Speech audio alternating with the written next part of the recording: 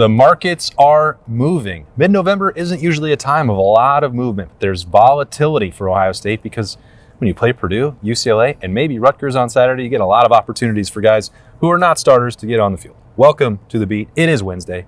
It is a Stonk Watch. He's Jeremy Birmingham. I am Austin Ward. I'd love to get into some more meaningful games, but I'm also embracing this opportunity to peer into the future and see if there's guys who, not just in 2026, might be helping Ohio State in the college football playoff. I mean, yes, there's certainly those guys. I also looked up words that are stock exchange words. Did you? No, but you said things like volatility and markets. I'm like, yeah, I'm pumped up. We're into it. I just want to talk about last year's playoff run and how crazy it was from an offensive line perspective that Ohio State went into that run, and we were all talking about, why would you rotate guards in the playoff? You have the most important game of your life here. If you're Ohio State, if you're Ryan Day, if you lose, it's a roll of the dice. If you lose to Tennessee, you're gonna get fired. Yeah. And the Buckeyes rolled three right guards out there. And hey, not bad.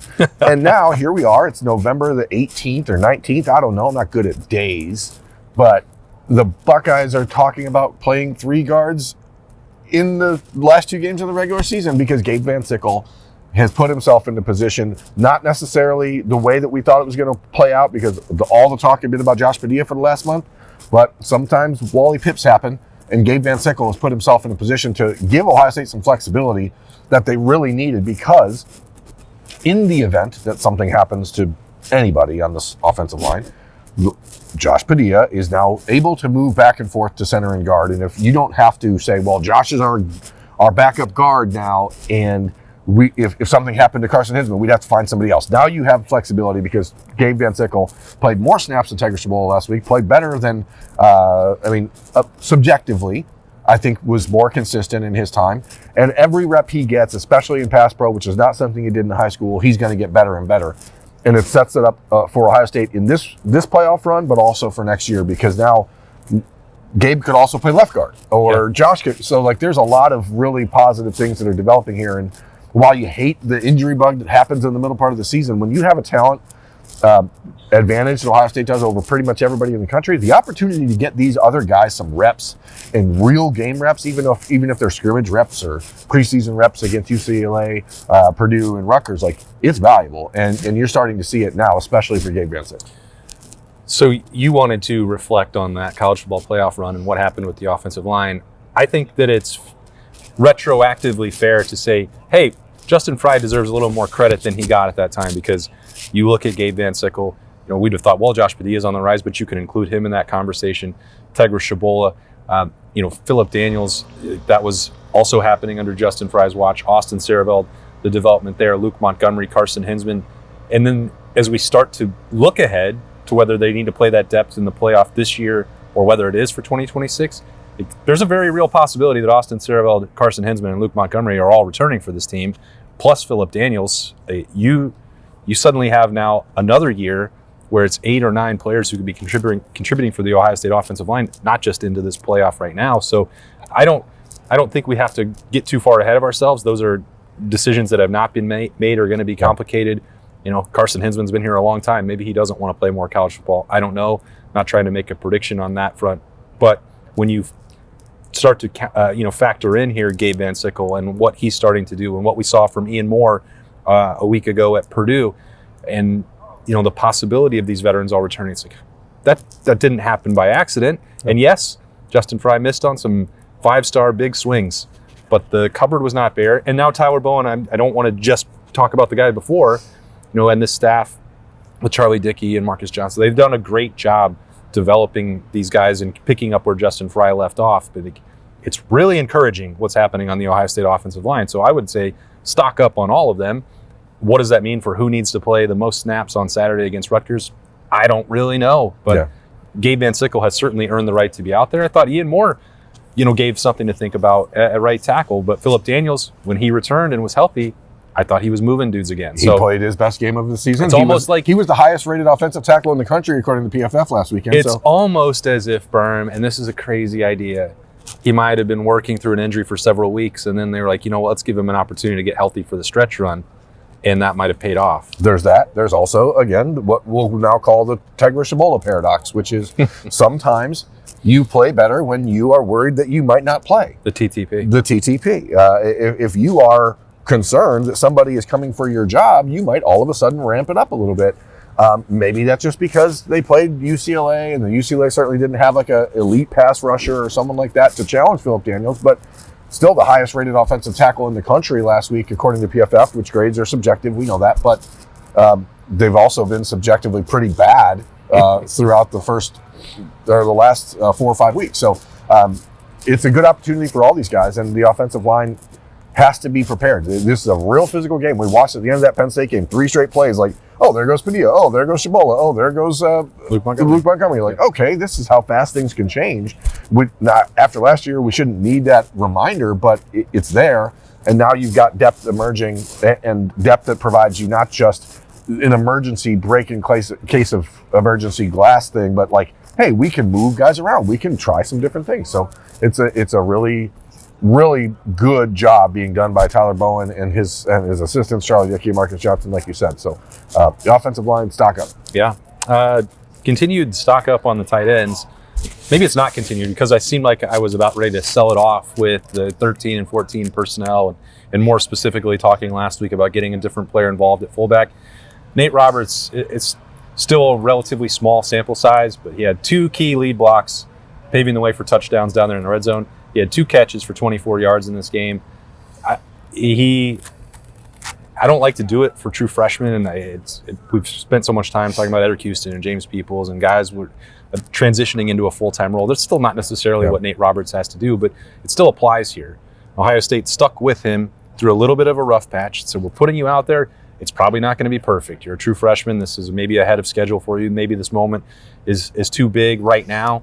But we think if you continue to do it and you get these reps, it's going to pay off in the long run. And he had a rough outing against Purdue, and then he went right back in the lab. And Keenan Bailey and the rest of that group, Will Kazmarek and Max Clare and Bennett Christian throwing their arms. Jelani Thurman also, I thought, was pretty impactful as a blocker in that game, more so than we're accustomed to seeing from him. I'm more narrowly focused in on Nate Roberts because we were talking about him and critical of some of what he was providing, again, through no fault of his own. Ohio State was putting him out there in spots that maybe at that time he wasn't ready for, but there was a long-term vision, and he's actually, I think, zipping through that growth process and the learning curve at a rate that you wouldn't expect a tight end / fullback to be doing. Yeah, but it's also a reminder, and I hope a bit of a reward for Nate. Like, this is not a guy who was a fullback in high school, okay? Yeah. Like, he was a big time. That's why I'm saying maybe don't put him in the backfield. He was a big time, but he did top 5 overall tight end in the country prospect. So I bet he's feeling pretty good about just getting a chance to go out and run some routes in the last couple of weeks and getting back to what he actually is here for. Ohio State is convinced Nate Roberts is going to be a superstar type tight end for the Buckeyes down the road, but he's playing a position that he's really not used to and doing some things that he was never asked to do before. And so as a freshman, as a guy playing a new position, whatever it is, like you need opportunities and time to develop. Obviously, you don't want to do those if you're Ohio State in crunch time and key moments, because we've seen throughout the year that has not always been yielding the result that you want. But as I've talked about over the last couple of days, I wrote about on Monday at Letterman Row, like if you're Ohio State and you question whether or not the Buckeyes have been tested, like every player on this roster has been tested individually to get to this point that they're at. And so they keep fighting through things. The staff deserves a ton of credit for not giving up on those guys, like Nate Roberts, like James Peoples, who Ryan Day was asked about again on Tuesday. Like, now you start to see the fruit, and what you get out of Nate Roberts is going to be like really paid off next year and the year after. But if you walk away from that now and you say, well, sorry, bud, you are not ready, I think you risk long-term damage. Yeah, but you also could have, because like 8-9 games of reps is not nothing. Yeah. Like, it's plenty. So you know what? There's a big enough sample size to do that. You can still grow from that. But to your point, like it maybe wouldn't have damaged anything. Maybe it wouldn't have been ideal for the confidence, but they would have shown it for long enough and like, this is important for you. Here's where we're going to grow in the off season. We're probably going to scale it back right now. I hope you can understand why. That was not the approach they've taken, and they really like doubled down on it. Now, does Does that apply the same way to going to the Big House or Lucas Oil Stadium after that potentially? I don't know, but it certainly doesn't hurt that he got those reps and then capitalized on them. Whether it was against Purdue or UCLA, doesn't make much difference. Success is success, reps are reps. Yeah, and stock up on the idea of a fullback position at Ohio State, honestly, because thinking about going to Ann Arbor in 2 weeks, like Michigan's entire run game clicks because of Ben Bredesen or Max Bredesen, whichever Bredesen it is up there, still at fullback. Like if you have a guy that can equalize numbers, and that changes things. And so whether it's Nate Roberts, whether it's someone else next year, I think it's an indicator, especially with Brian Hartline as the offensive coordinator and Keenan Bailey bringing in this number of tight ends, like you can do a lot of things. Yeah, you can. Do you think James Peoples changed the dynamic in terms of backfield usage, carries, based on what he's done in the last 2 games? Yes. And I think it's not just him, though. I think it's also Bo Jackson and Isaiah West continuing to prove that they are trustworthy with the football, that they can do some things inside of the 5-yard line, and you don't need to put in C.J. Donaldson, who, again, has done a great job this season in that role, but you saw the difference on Saturday against UCLA, the opportunity that Bo Jackson and Isaiah West provide because of their ability to quickly make a guy miss in the hole.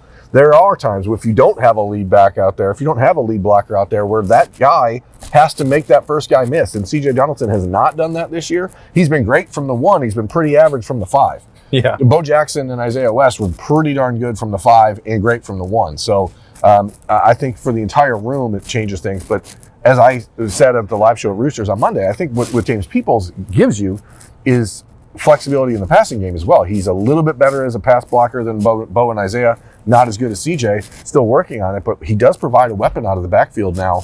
And if that confidence continues to go up, then the opportunities are going to go up as well. All right.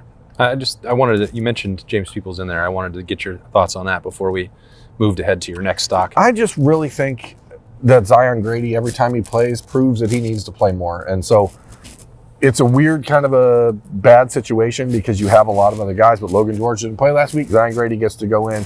Obviously, the CJ Hicks conversation is ongoing. As I talked about on Snap Judgments on Tuesday, one of the things that CJ said is that he's ready to play in 2 weeks. He's like, I'm playing in Indianapolis if we get there.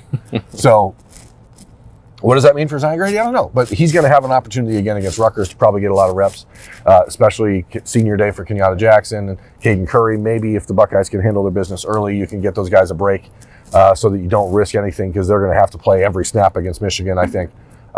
So Zion Grady's a guy. You're going to want to play every snap. Yeah, well, that too. Zion Grady's a guy that I think has flashed every time he's been out there.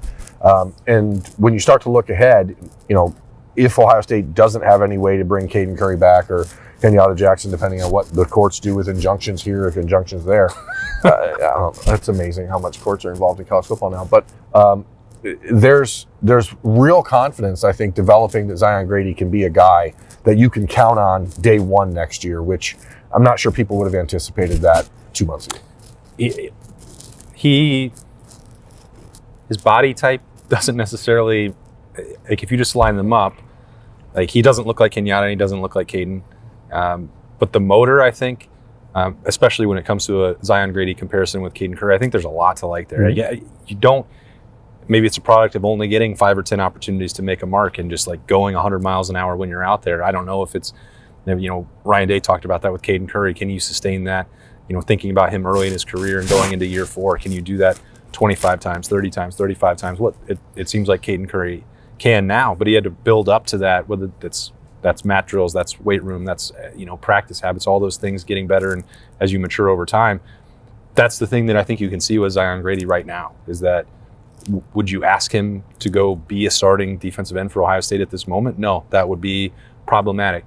Can you use him in certain pass rush situations? Can you use him to stop the run 5 to 10 to 12 times right now? I think he's absolutely going to give you everything he's got, and what he's got naturally is really impressive. And I think once you add on another year in the offseason program with Mickey Marotti and Larry Johnson and the future in that room and everything, like it is bright. I mean, that guy is fun to watch. I didn't think we were going to see this much of Zion Grady in year 1. No, but I think that's because we naturally assumed that the transfers, Bo Atkinson and Logan George, would come in and be the guys to spell Kenyatta and Caden. And then you had C.J. Hicks. So they're like, okay, well, they've got guys. Yeah. So you didn't think that you had to get to your 6th defensive end, but now he's moved up the list. And clearly he's made more of an impact than Logan George has this season in his limited reps. And I would argue that his limited reps have been on par or better than Bo Atkinson's the majority of the time that he's been out there. So, Bo has another year of eligibility, and you think that maybe you can continue to grow with him through the program, but now you have someone else coming up. And as you mentioned, it's really the 3 months after the season that will be key for him to see how the body changes, because he's got the 6'4", 240-pound frame, 245.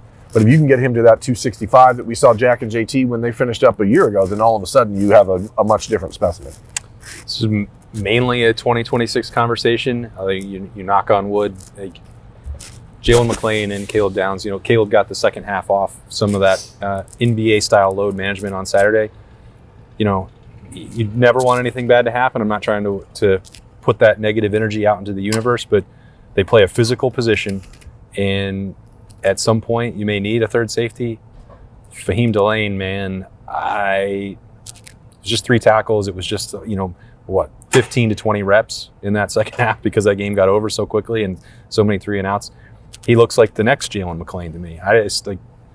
He plays with a bad attitude, and I enjoy that tremendously. I remember watching Fahim when he was at Good Counsel High School in Maryland, watching him against Lakewood St. Edward and the Armstrong twins and a really good St. Ed team. And he was basically a middle linebacker that day for Good Counsel.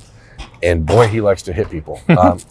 So there's a lot of like Lathan Ransom to his game. But I think what happens naturally is that the more time you spend around Matt Guerrieri, Matt Patricia, Caleb Downs, like you start to see the other side of the game. And now a player that coming into his freshman season was expected to just kind of be a lumber layer is becoming like, oh, I can do this. I can move here. I can learn how to this part of the nuance of football, and I can put myself in different positions.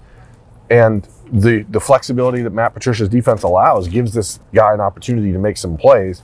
Obviously, I'm not sure that there's time or reason to tinker at this point in the season to say, well, let's move Caleb into the slot. And because, again, Lorenzo Styles has played pretty well. So it's just pieces, man. Like they have so many pieces. And Fahim, and then next year when you add in Blaine Bradford from Louisiana, like you've got 2 really physical, big-bodied safeties that are super athletic and smart. So it seems to be ironic to me that like the Jim Knowles safety-driven defense thing is sort of been, we haven't said it much this year, but this is still a safety-driven defense. Well, that's because he doesn't coach here anymore. He's gone. Well, we don't talk to Matt Patricia often on the record, so I don't know he's been goaded into saying that yet, but when you look at the future of the Ohio State defense without Caleb Downs, like you have to, Jalen McClain has to be that guy next year, and then who's going to be next? Because they've got dudes. It's also because I feel like Matt Patricia's approach is more linebacker-led than safety-driven. And that's pretty good, too, because you're seeing Riley Pettijohn, you're seeing, obviously, Peyton Pierce. I don't include him in that. Yeah. I know that he's a starter. He is the third starter. But, these guys that are getting the most of these opportunities in the last couple of weeks, you don't have that possibility all that often in mid-November. It has turned into training camp 3.0 for Ohio State, and exhibition season is what you called UCLA last week. Rutgers is going to be more of the same. Yeah. And that's a real benefit in terms of keeping guys fresh to get ready for what's coming after that. But it's also not just keeping guys fresh. It's about getting opportunities to see young players like Riley Pettijohn against Big Ten teams. That has not always been the case at Ohio State, but it's not just Riley. It's watching TJ Alford out there. Like when you talk about a guy who like brings a little bit of nastiness to the field, one of my favorite exercise this season during Ohio State games has been watching TJ Alford on kick coverage because it is very Cade Stover-esque, which is I'm going to find someone and I'm going to hit someone. It's good. Like Terminator. You watch 10 dudes run down the field minus the kicker. 9 of them are looking to like avoid getting hit.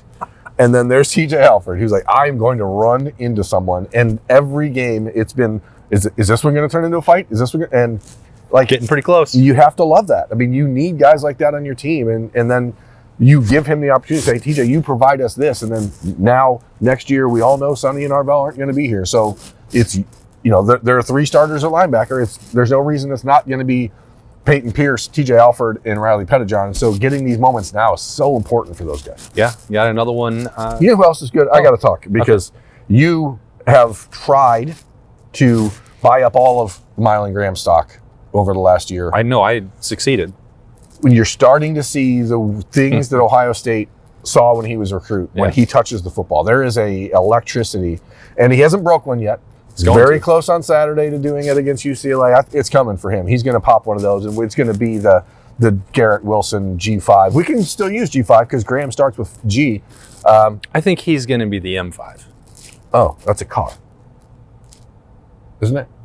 Yeah. I don't know anything about There's still private it's jets. still a luxury vehicle. But you can still say G5 because his last name is Graham. Yeah, but that's taken. It's trademarked. All right, whatever. G5 has already existed. There's something and then you happening take there. the first letter, Berm. So it's Garrett 5, Garrett Mylan 5. Okay, yeah. I'm fine with it. I own stock. I But get to make these decisions. I think, and we talked about it on Tuesday. We'll talk about it again on Wednesday night and after on Snap Judgments after Woody Wednesday.